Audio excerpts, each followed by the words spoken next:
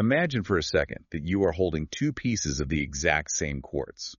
Like, the chemical makeup is totally identical. The color is exactly the same. Right. Same exact stone. Yeah, but when you hold the first piece, your heart just starts racing. It's like you just downed a triple espresso on an empty stomach. Just really intense, jagged energy. Oh, I hate that feeling. Just totally wired. Exactly. So you put that one down, and you pick up the second piece. And suddenly, you feel like you are wrapped in a heavy, warm blanket. Your shoulders drop, your breathing slows down. And remember, the material is exactly the same. The only difference is the physical shape the stone was carved into. And that is such a huge distinction that people, they usually miss it entirely. They really do. So today's deep dive into our stack of metaphysical sources and practitioner guides reveals that when it comes to energy work, geometry is a language all its own. We are focusing entirely on one specific, highly revered shape today, which is the dome. Yeah, whether we are talking about small pocket stones, cabochons, or those massive tabletop energy mounds. Right, the physical geometry of a dome completely rewrites how that crystal interacts with your personal energy. Yeah. Okay, let's unpack this because people often treat crystals purely as chemical or, vibrational tools, completely overlooking how the cut and polish actually dictate the delivery system of that energy. Well, the delivery system is everything. I mean, you can have the most powerful stone in the world, but if it is shaped in a way that your nervous system rejects, it just won't be effective. It's just going to sit there. Yeah. Or make you anxious. Exactly.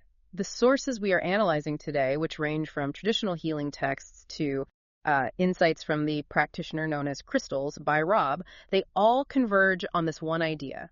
You don't need to memorize 1,000 esoteric terms to navigate energy work. Which is such a relief, honestly. It really is. If you understand the structural geometry of the tool, you understand its function. Form dictates function, period. So let's contextualize the dome by looking at the alternatives. Mm-hmm. Because if you have, say, a perfectly carved crystal sphere, that geometry creates a uniform 360-degree broadcast. Right, it's pushing energy everywhere. Yeah, it's like an exposed omnidirectional light bulb illuminating an entire room equally. Doesn't discriminate. Then look at a pyramid. The geometry of a pyramid takes all that ambient energy collected at its wide base and funnels it violently upward. Violently is a good word for it. It compresses it into a single sharp point at the apex. It acts like a highly concentrated, very intense laser pointer. A laser pointer, yes. Which, has its uses. Oh, absolutely. It's fantastic for targeted active manifestation, but it can easily cause energetic burnout if you are even slightly sensitive. I mean, you are constantly being pierced by that frequency. Yeah, no thank you. Right. So the dome offers a completely different mechanical approach. What's fascinating here is how the geometry achieves what the texts call gentle expansion and protective vitality. Protective vitality. I love that phrase. It's perfect, right? Yeah. It features this unique combination of containment and upward radiation. So you have a completely flat, stable base. And that flat base acts as an unshakable, energetic anchor. It draws energy from the surface it sits on, collecting it really broadly. But instead of forcing it into a sharp point like the pyramid does? Exactly. Instead of doing that, the rounded top diffuses it. The curvature allows the energy to radiate smoothly. It mimics the soft glow of a perfectly shaded reading lamp rather than, a blinding exposed bulb. And that structural combination is what prevents the user from feeling exposed. You get the illumination, you get the energetic properties of the specific stone, but the delivery is throttled. Throttled in the best way possible. Yeah, so protective vitality basically means you are expanding your personal power, but you are doing it from within a fortified, safe boundary. Right. You aren't just being thrust out into the open. Which is a profound shift for anyone navigating internal emotional turbulence. Emotionally, the sources describe dome-shaped crystals as acting like a shield of serenity. Shield of serenity, okay. Yeah, and the mechanics of that shield are entirely dependent on the physical curve of the dome. When you are moving through a high-stress environment, that rounded surface physically and energetically deflects emotional projectiles. So, like, if you walk into a room thick with tension, or someone directs harsh criticism at you, the geometry allows that heavy energy to just slide right off the curve. Okay, I am actually struggling a bit with this sliding off concept. Let's play this out. Sure, let's do it.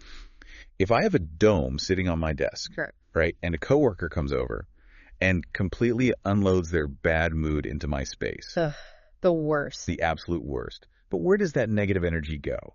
Like if the dome acts like an umbrella and the negativity is the rain, is that bad energy just splashing onto whoever happens to be standing next to me?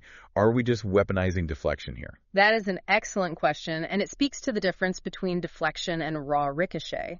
The text really emphasizes containment and grounding. The dome doesn't bounce the energy back into the room like a mirrored shield. Oh, okay, so it's not a mirror. No, not at all.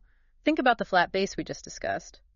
As the emotional rain hits the curve of the dome, the geometry guides that chaotic energy downward toward the flat base and channels it directly into whatever surface it is resting on. Oh, wow. So it's effectively grounding it out into the earth. Exactly. It diffuses the threat rather than reflecting it. This is why it acts as a container. That makes the umbrella analogy so much more functional. It's channeling the runoff. Because I feel like most people talk about protection stones like they are metaphysical sponges, right? Like they just soak up all the ambient bad vibes until they are totally full and need to be cleared. Right, but the geometry of the dome relies on flow, not absorption.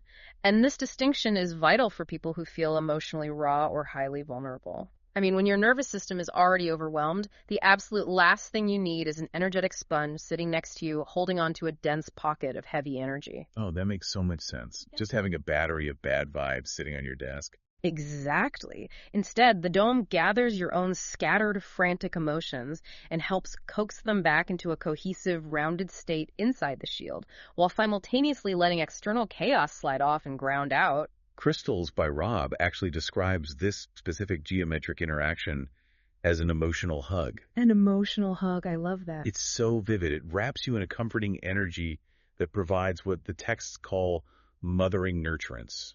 A hug is basically a physical containment that signals safety to the brain, without being restrictive. And we actually see specific recommendations in the texts for maximizing this geometric hug. For anyone utilizing meditation to release deep-seated tension, working with a rose quartz or a lepidolite dome completely changes the practice. Because lepidolite is the one with the natural lithium, right? Yes. As anyone who follows energy work knows, lepidolite is heavily relied upon for stress relief because of that natural lithium content. But when you use a jagged, raw chunk of lepidolite, the delivery of that calming energy can be a bit erratic. Shaping it into a dome creates a slow release valve for those properties. The shape basically throttles the intensity. Exactly. And when dealing with heart-centered blockages, placing a green aventurine or pink opal dome directly on the chest provides really immediate tactical feedback. What about for sleep? Because I know that's a huge issue for people. Oh, definitely. If emotional turbulence is disrupting sleep, placing a moonstone or selenite dome near the bed utilizes that sweeping curve to provide a continuous, smooth output of renewal during the night. Okay, so moving from our internal emotional landscapes to external environmental stressors, that requires that same smooth output, but applied a little differently. Very differently, yeah. Yeah. Energetically, domes are classified in these texts as master aura stabilizers. They are explicitly recommended for navigating invisible environmental static. Okay, here's where it gets really interesting. Because the sources aren't just talking about human-generated negativity here. No, not at all. They focus heavily on the constant bombardment of EMFs. Electromagnetic frequencies from our screens, our phones, Wi-Fi routers, along with all those chaotic overlapping biorhythms you encounter in crowded social spaces, like subways or those awful open-plan offices. We are swimming in a soup of invisible static. Your biofield, which in this context is essentially the invisible electromagnetic bubble of nervous system energy that surrounds your physical body, it is constantly being pinged and prodded by these external frequencies. Just constantly under attack, basically. Right. And the dome shape interacts with that noise by acting as a translucent lens. It takes the raw, inherent energy of the crystal, merges it with the chaotic input of the room, and refines it into a smooth, even frequency. The stated goal here is to prevent energetic shocks to your biofield. So the difference between a raw stone and a polished dome is really the difference between that jagged triple espresso and a sustained, slow-release green tea. That's a great way to put it. You get the vitalizing properties of the crystal without sending your nervous system into a full-blown panic. And this raises an important question for you, the listener, to consider. How much ambient static are you forcing your biofield to process every single day? Probably way too much. Right. Think about your workspace, your commute, the constant digital consumption. The sources suggest utilizing the flat base of the dome to physically ground this chaotic energy by setting up a workspace buffer. A workspace buffer. So how do we do that? Basically, by placing a dome crystal on your desk, ideally positioned right between you and the primary source of the static, like your computer monitor or the open doorway, you anchor a localized shield. It creates a boundary that isn't like a hard wall, but a curved, deflecting lens. Exactly.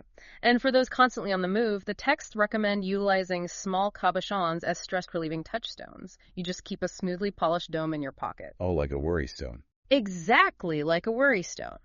When the environmental noise spikes, you reach in and physically rub the smooth curve with your thumb. It isn't just a distraction technique either. The tactile friction against that perfect geometry creates a physical and energetic biofeedback loop. Wow, so it sends an immediate signal to the nervous system that there are no sharp edges here. Like you are safe. It is an incredibly practical application of geometry. But the sources don't limit this shape to pocket stones and office desks. They zoom out significantly, moving from everyday practicality to profound spiritual architecture. Where on a macro level, the dome has been one of the most significant symbolic shapes in human history. Oh, absolutely. It mimics the shape of the sky, serving as a representation of the heavens or the celestial vault. I mean, just look at the most sacred architectural structures across the globe. So many of them rely on massive, soaring domes. The texts highlight that the dome fundamentally represents the divine feminine. The womb of creation, right? Yes, it is the architectural embodiment of the womb of creation. It provides a perfectly sealed, protective environment for the gestation of new spiritual insights and ideas. And what's wild is that it scales down that massive concept of the celestial temple into a localized tool for your own body.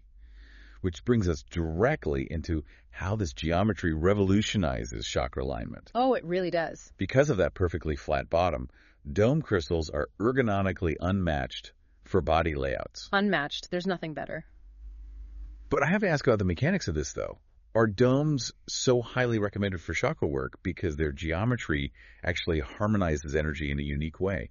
Or is it mostly just the physical reality that a rounded, flat-bottomed stone isn't going to roll off your forehead the second you take a deep breath during meditation? Well, if we connect this to the bigger picture, the physical stability and the energetic stability are the exact same mechanism. Yeah. They really cannot be separated. Oh, interesting. Yes, the flat base prevents the stone from rolling away, sure. But that physical surface area contact does something crucial energetically. Think about placing a raw, unpolished crystal cluster on your chest. Right, there are air gaps. It's bumpy. Exactly. The connection is uneven. Energy literally leaks out the sides. But when you place a dome flat against the skin, you are creating an airtight, localized anchor point. It forms a vacuum seal over the chakra, preventing your own internal energy from bleeding out into the room while you are deeply relaxed and open. That localized seal is why the specific chakra layouts provided in the texts are so incredibly effective. Assuming you already know the elemental pairings for the chakras, the application of the dome geometry just amplifies the work. It really does. Let's walk through some of them. Yeah, let's do it. Starting at the root chakra, placing a smoky quartz or red jasper dome flat against the base of the spine creates this heavy, unshakable tether to the earth. Then moving up to the sacral chakra, a carnelian dome sealed just below the navel acts as an incubated womb for creative and passionate energy, utilizing that divine feminine containment we just discussed. And at the solar plexus, a citrine dome diffuses confidence outward, but without aggressive posturing. Right, it's not a laser beam of ego. Exactly. Over the heart chakra, placing a rose quartz dome creates a literal shield over the sternum, allowing deep emotional processing without vulnerability. And at the throat chakra, a blue lace agate dome fosters communication that is clear and resonant, not sharp or biting. For the third eye, the flat base is incredibly practical. Sealing an amethyst dome flush against the center of the forehead allows intuitive expansion to radiate smoothly upward into the mind. Which is so important because it prevents those energetic headaches that are sometimes associated with raw, high-vibration stones. Yes, I've definitely had those. And finally, at the crown chakra, resting a clear quartz or selenite dome establishes a clear, protected link to that celestial vault. Now, the Practitioner Crystals by Rob has a very specific technique for maximizing these layouts, particularly when working with those expansive upper chakras. He stresses that if you are using dome geometry to open the crown and third eye, you absolutely must counterweight that expansion. Right, you can't just float away. Exactly. He utilizes heavy grounding stones, specifically black tourmaline, placed at the feet or hands to maintain the anchor. The anchor is non-negotiable. And his signature finishing technique integrates the entire process, doesn't it? It does. After the stationary domes have completed their work, he takes a large selenite dome and physically sweeps it through the air, just inches above the body, tracing the outline of the biofield from head to toe. Oh. The curve of the dome acts as an energetic trowel, smoothing over any disruptions or static in the aura. Like icing a cake. Exactly like that, completely sealing the energy field before the user even sits up. So, what does this all mean? The core revelation from this deep dive is that you really don't need to be a master of esoteric lore to profoundly shift your energetic environment. It all comes down to geometry. It really does. Taking a raw, erratic mineral and shaping it into a smooth, flat-bottomed dome fundamentally rewrites its function. It transforms a scattered energy amplifier into a highly refined protective shield, a translucent lens for environmental static, and a contained sanctuary for spiritual growth. It just completely demystifies the tools. You strip away the confusion of trying to memorize thousands of crystal properties and simply look at the structure. If it is a dome, it grounds through the base, contains within the curve, and radiates gently. And the immediate practical value for you is just immense. The next time you're heading into a tense negotiation and need a smooth touchstone in your pocket to physically signal your nervous system to stand down. Or when your open plan office feels energetically deafening and you need a curved lens to deflect the static. Right. Or if you simply want to lay on the floor and meditate without your heart energy leaking into the room, you know exactly what geometry to reach for. The dome is your shaded lamp in a room full of blinding exposed bulbs. It is a brilliant synthesis of tactile comfort and energetic physics. The sources make it clear that the sanctuary provided by the dome is a direct result of its rounded, containing geometry. And it leaves me with one final thought, a thread I really hope you will pull on as you move through your day. Let's hear it. If the specific curved geometry of a small stone resting in the palm of your hand can so profoundly dictate how your nervous system reacts, how safe you feel, and how your biofield processes static, how might the rigid, sharply angled architectural geometry of the rooms, the office buildings, and the concrete grids you spend your entire life inside be subconsciously shaping your daily emotional resilience?